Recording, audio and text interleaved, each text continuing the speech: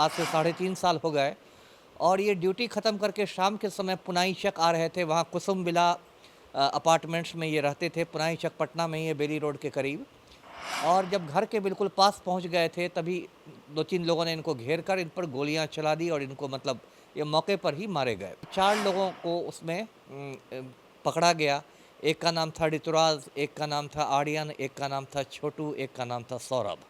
ये रुपेश सिंह की गाड़ी टकरा गई थी और ऋतुराज से उनकी मतलब बाताबाती हुई थी। हो सकता है कुछ लपड़ थप्पड़ भी हुआ हो और उसी पर ऋतुराज सिंह ने इनको देख लेने की धमकी दी थी और बाद में उन लोगों ने साथियों से मिलकर हत्या कर दी। रुपेश सिंह के शरीर से 6 गोलियां निकली थी, है ना। पोस्टमार्टम के दौरान शरीर से 6 गोलियां निकली थी। तो उन 6 गोलियों का मिलान ये कट्टा से किया एफएसएल ने। लोचा है या झोल है वो ये है कि भाई जो 9mm की पिस्टल थी वो बदला कैसे गई। इसका तो साफ मतलब है कि किसी पुलिस के आदमी का, किसी इनसाइडर का इसमें हाथ है। कोई भी आप चार्ज देते हैं किसी सामान का तो उसमें दोनों पक्ष के दस्तखत होते हैं कि मैंने दिया चार्ज और मैंने लिया प्रभार, तो उसमें ही करना चाहिए। अब पता नहीं, देखिए पुलिस विभाग की इतनी खराब हालत है कि कागजों का भी रख रखाव ठीक नहीं है। हो सकता है जिन लोगों ने ये झोल किया हो उन लोगों ने कागज भी गायब कर दिया। अब खोजते रहिए कागज। 12 जनवरी 2021 ये वही तारीख और साल थी जब पटना में हाई प्रोफाइल एक हत्या होती है और हत्या में शुमार ऋतुराज की गिरफ्तारी होती है। इस हत्या में इंडिगो के मैनेजर रुपेश सिंह की हत्या उनके घर के बाहर सामने ही हो जाती है और इस पूरे घटनाक्रम को लेके 3.5 साल कानूनी प्रक्रिया चलती है और पटना पुलिस की जो थ्योरी रहती है कि इस हत्या में जो शामिल अपराधी थे वो ऋतुराज और उनके अन्य साथी थे और इस हत्या में जिस प्रकार से पूरे मामले की जब जांच होती है तो रोडरेज का मामला सामने आता है। लेकिन इस पूरे प्रक्रिया में, कानूनी प्रक्रिया में 3.5 साल की लंबी कार्रवाई के बाद जो कोर्ट का फैसला आता है, तमाम आरोपियों को साक्ष्य के अभाव में बरी कर दिया जाता है और इस पूरे मामले को लेके पटना पुलिस का जो बड़ा खेल सामने आया है वो तमाम चीज़ों को हम आपको बारीकी से बताएंगे कि आखिर जो आरोपी थे और पटना पुलिस की जो थ्योरी थी उसमें कहाँ झोल-झाल हुआ। तमाम मुद्दों पे बात करने के लिए हमारे साथ पूर्व आईपीएस अमिताभ दास सर हैं। अमिताभ दास जी कई जिलों के एसपी भी रह चुके और किस प्रकार से जो इस तरह की हाई प्रोफाइल घटना होती है तो पटना पुलिस का जो बड़ा खेल सामने आया है और किस प्रकार से केस को बदल दिया जाता है। जिस प्रकार से टोटल ये बातें सामने आई थी कि जो रुपेश सिंह की जो हत्या हुई थी उसमें पिस्टल का इस्तेमाल हुआ था, लेकिन एफएसएल में जो भेजा गया वो कट्टा भेजा गया। आखिर इस खेल के पीछे मास्टरमाइंड कौन रहा, कैसे पटना पुलिस की थ्योरी पर सवाल उठने लगा, ये तमाम चीज़ों को बारीकी से जानेंगे। सर, आपको याद होगा रुपेश सिंह हत्याकांड में मैंने आपके पास भी आया था, आपने पुलिसिंग का कार्य भी देखा है, पुलिस कप्तान कई जिलों के रहे और जिस प्रकार से रुपेश सिंह हत्याकांड में जो पटना पुलिस की थ्योरी थी कि रोडरेज लेके मामले को किया गया, अंजाम दिया गया, ऋतुराज की गिरफ्तारी हुई, लेकिन अब जो बातें सामने आई है कि कोर्ट ने सभी आरोपियों को बरी कर दिया साक्ष्य के अभाव में और पिस्टल और ये कट्टा वाला जो पूरा मामला है, जो थ्योरी सामने आ रही है कि एफएसएल में कट्टा भेजा गया, आखिर कैसे क्या हुआ होगा और क्या पूरी जानकारी है आपके पास सर? देखिए, मैं शुरू से दर्शकों को मामला बताता हूँ। ये जो रुपेश सिंह थे ये पटना हवाई अड्डे पर इंडिगो के स्टेशन मैनेजर थे। इंडिगो एक प्राइवेट एयरलाइंस है, निजी विमान सेवा है और उसी में ये मैनेजर थे। और ये बात है 12 जनवरी 2021 की, मतलब अभी आज से 3.5 साल हो गए और ये ड्यूटी ख़त्म करके शाम के समय पुनाईचक आ रहे थे। वहाँ कुसुम विला अपार्टमेंट्स में ये रहते थे। पुनाईचक पटना में ही है, बेली रोड के करीब। और जब घर के बिल्कुल पास पहुंच गए थे तभी 2-3 लोगों ने इनको घेर कर इन पर गोलियां चला दी और इनको मतलब ये मौके पर ही मारे गए। उसके बाद बहुत हंगामा हुआ और शास्त्री नगर थाना में पड़ता है पुनाईचक, तो कांड संख्या 23/2021 अंकित किया गया शास्त्री नगर थाना में जो रुपेश सिंह के हत्याकांड से संबंधित था। शुरू में तो कांड अज्ञात के विरुद्ध अंकित किया गया क्योंकि किसी की पहचान वहचान नहीं हुई थी। बाद में लेकिन सीनियर एसपी पटना जो उस समय थे उन्होंने एक प्रेस कॉन्फ्रेंस किया और उसमें दावा किया कि इस कांड का उद्भेदन कर लिया गया है और कहा गया कि 4 लोगों को उसमें पकड़ा गया।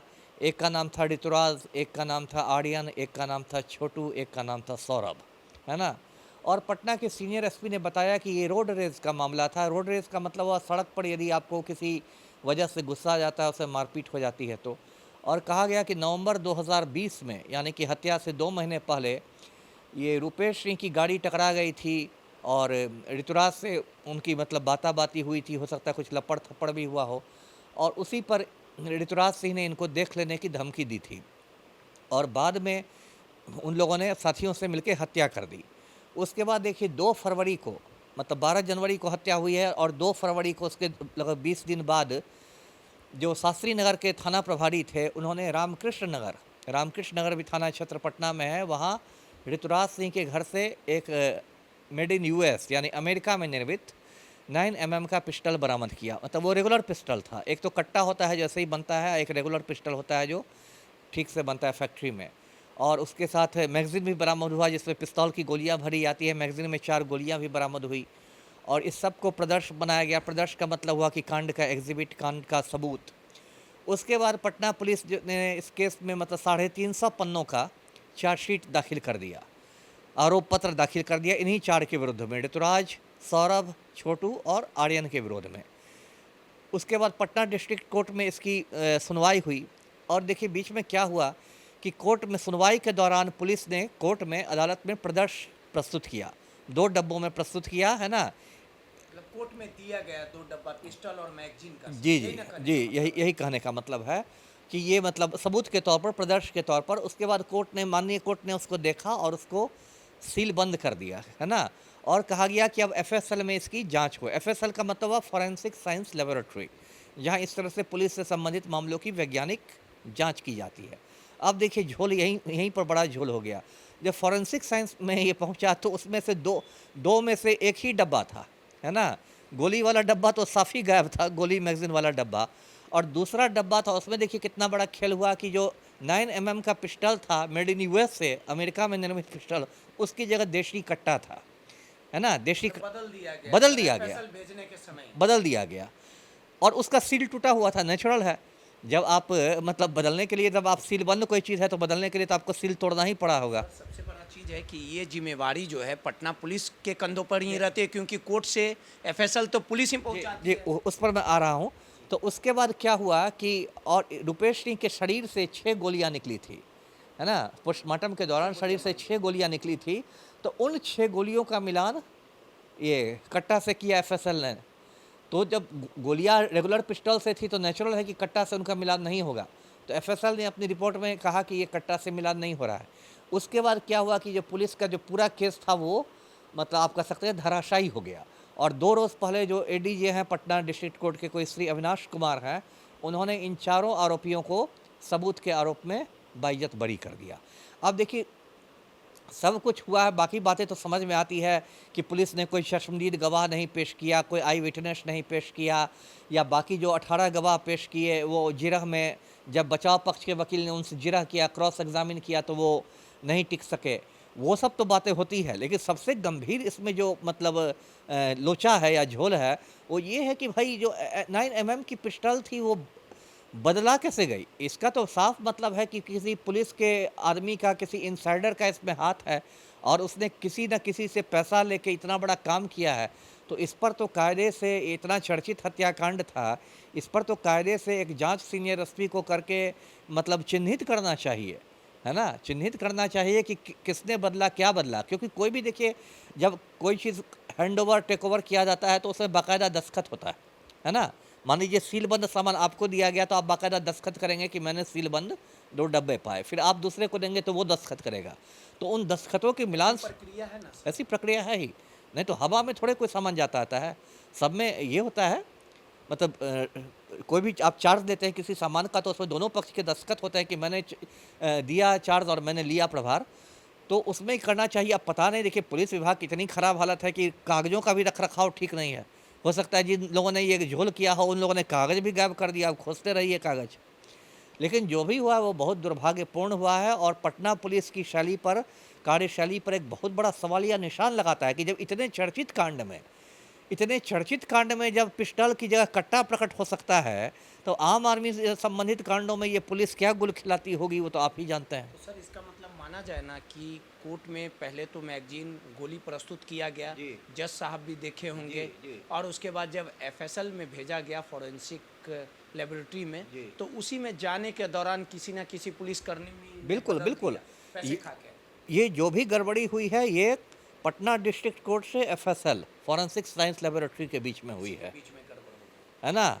और कहीं नहीं गड़बड़ हुई अगर है। ये गड़बड़ नहीं होता तो आज बड़ी नहीं होते सर ये। हाँ, वो एक बहुत यदि मैच कर जाता, आप खुद सोचिए, जो 6 गोलियाँ निकली थी, मान लीजिए उस अमेरिकन पिस्टल से मैच कर जाती, तब तो बहुत मजबूत केस बन उस जाता। समय के तत्कालीन जो थाना प्रभारी थे रमाशंकर सिंह थे, शास्त्री नगर थाना के, अभी उनकी नालंदा में किसी थाने में पोस्टिंग है। जी। तो रमाशंकर सिंह ने जब ऋतुराज के घर पे खेमनी चक में उसका घर पड़ता आदर्श कॉलोनी में, जब वहाँ पे गए तो उनके बयान पे ही एफआईआर दर्ज हुआ था। बिल्कुल, रामकृष्ण बिल्कुल, नगर में, सर, बिल्कुल। आपको ध्यान भी होगा, उन्होंने ही वो बरामद किया था। बरामद शास्त्री नगर के 2 तत्कालीन थाना प्रभारी थे, जो भी आपने नाम बताया, उन्होंने ही बरामद किया ऋतुराज के घर रेड में, और उनके बयान पर ही वो केस हुआ। वही सूचना दाता है, वही। कृष्णा नगर में। हाँ, रामकृष्णा नगर में, क्योंकि वो रहता था रामकृष्णा नगर में, लेकिन गए थे शास्त्री नगर थाना प्रभारी रेड करने, क्योंकि ये जो केस था 23/2021 ये शास्त्री नगर थाना में हुआ था। कैमरा का भी कुछ लोचा है सर, कैमरा, सीसीटीवी कैमरा, देखिए, लोचा तो इसमें अनेकानेक होगा, लेकिन जो सबसे गंभीर लोचा है, ये ये बहुत गंभीर है। और ये इतना गंभीर है कि अब मैं क्या कहूँ कि यहाँ तो बिहार में अंधेर नगरी चौपट राजा है, यहाँ तो कुछ होता नहीं, फिर भी 1-2 रोज़ मामला गर्म रहेगा, फिर ये भी मीडिया में ठंडा हो जाएगा, फिर सब लोग भूल जाएंगे। लेकिन ये मामला बहुत गंभीर है। याद है जब ये पूरा मामला हुआ था तो ऋतुराज की पत्नी और माँ से हमारी बात हुई थी, उन्होंने अपने बेटे को बेकसूर बताया था। कल भी हम ऋतुराज के घर पे गए थे, लेकिन ऋतुराज वहाँ पे उनके परिवार के लोग उपलब्ध नहीं थे, बताया गया कि वो देवघर गए हुए हैं। तो कल हम रुपेश सिंह की पत्नी के पास गए, जो नीतू सिंह है, जो कुसुम विला में रहती हैं, उनसे हमारा इंटरव्यू भी हुआ। उन्होंने सीधे तौर पे आरोप लगाया है कि जो सीसीटीवी दिखाया गया था, जिसमें यही वो शख्स दिखा था, 2 बजे 3 बजे तक हमारे घर के पास अप डाउन कर रहा था, और जो हथियार बदलने की बात है, उन्होंने भी चिंता जाहिर की और कहा कि अगर स्थितियाँ ये रहेगी तो मुझे इंसाफ कब मिलेगा। और पटना पुलिस का कहीं ना कहीं बड़ा खेल सामने आया। बहुत बड़ा। आगे क्या प्रक्रिया रहेगी सर, हाईकोर्ट जाने की बात? देखिए, अब नहीं तो हाई कोर्ट तो जाना ही है ना। जब लोअर कोर्ट ने मतलब ये बरी कर दिया, तो आप उसके खिलाफ अपील कर, लेकिन देखिए, जब पिस्तौल ही बरा ये हो गया है, अदला बदली, तो हाई कोर्ट भी क्या करेगा? हाई कोर्ट भी के सामने भी केस कमजोर हो गया। पटना पुलिस एक बार तो सर प्रस्तुत करने की बात है कि कोर्ट में प्रस्तुत किया गया है, तो इसको लेकर भी सर तो सवाल उठाया जा सकता है। ठीक है, तो वही सवाल है। अब तो देखिए, कायदे से ये होना चाहिए इस मामले में, और वो हाई कोर्ट या डिस्ट्रिक्ट कोर्ट जो है, इन लोग को अपने वकील से, जो नीतू सिंह हैं, उनको अपने वकील से एक सेपरेट ये देना चाहिए पिटीशन में, कि ये बदलाया कैसे, और इसकी न्यायालय से जांच के आदेश हो, क्योंकि ये गंभीर मामला है। यही मेन मामले के कारण। हाँ, क्योंकि इसी के मामले की वजह से ये पूरा केस धराशायी हुआ है। इसलिए इनको अपने वकील के माध्यम से कोर्ट से ये प्रे करना चाहिए कि कोर्ट ये आदेश दे, क्योंकि देखिए, मेन जो जिम्मेदारी होती है, ऐसे तो थाना में बहुत लोग रहते हैं, सिपाही जी हैं, हवलदार साहब हैं, फलना है चिलना है, लेकिन मेन जो जिम्मेदार रहता है वो केस का अनुसंधान करता रहता है, आईओ जिसको कहते हैं, जो केस डायरी लिखता है। तो प्रदर्श की भी मेन जिम्मेदारी आईओ की रहती है। तो इसलिए जो भी इस केस का आईओ है, आईओ बदलते भी रहते हैं, है ना। मान लीजिए किसी का ट्रांसफ़र हो गया, तो वो केस डायरी का प्रभार दूसरे को देगा। लेकिन जब पटना अदालत से वो प्रदर्श चला था एफएसएल के लिए, और एफएसएल में जब पहुंचा था, उस समय में जो भी आईओ होगा, वो जहां भी उसकी बदली हुई हो, जहां भी अभी हो, 2-3 साल में तो लोगों का ट्रांसफर हो। हाँ, सबसे पहले तो उससे स्पष्टीकरण मांगना चाहिए कि ये क्या मजाक हुआ है।